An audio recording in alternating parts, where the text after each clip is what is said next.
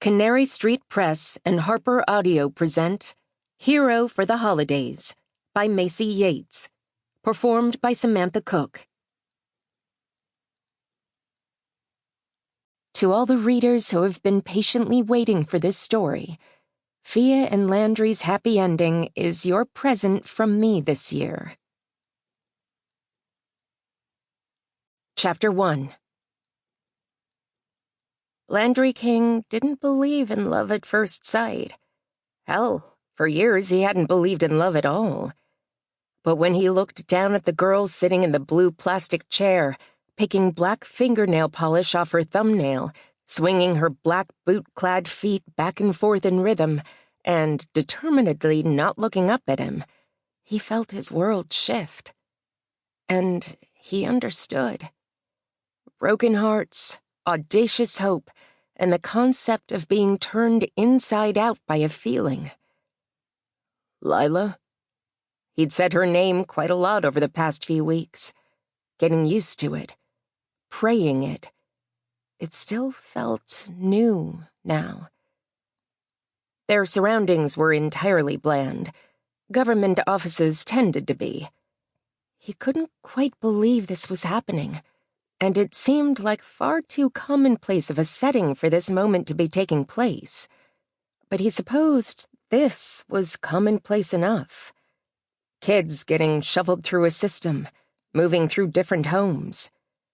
It was the details of this particular situation that made it extraordinary. It was the fact that, for the first time, he was looking at his daughter. That made it extraordinary. "I'm Landry King," he said when she didn't say anything. She looked up at him, and the fiery expression on her face stopped him cold. She was the most miraculous, incredible thing he'd ever seen. "I know who you are. All the information was in that packet." "Well, I hope you like what you saw." "I don't know about that. It looks like you live in the ass crack of nowhere." "That is true," he said, thinking of Four Corners Ranch. "It is basically that." "I'm not going to call you Dad. I had a dad." He felt like he'd been stabbed through the heart, clean.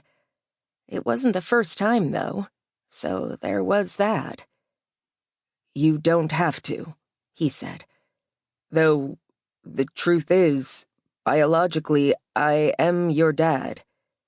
He'd even done a test to make absolutely sure they'd found the right kid, because it hadn't seemed real.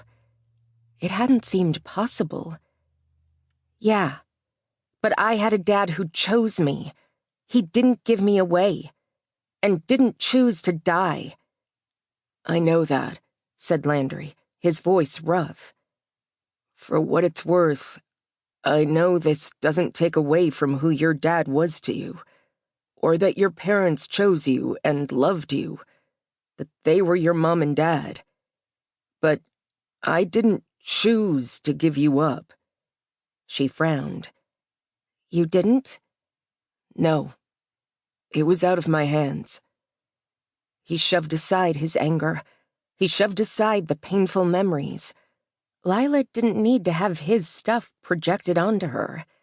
She'd been through enough. He'd done his swearing and yelling these past few weeks. The past had been an open wound for a long time, and this had made it bleed. But this little girl had been through enough, and she didn't need a father mired in his own pain, his own anger. She needed someone to take care of her. She needed someone to love her. And thank God they'd found him. He'd sent his information over to the adoption agency several years ago, when he'd finally tracked the agency down.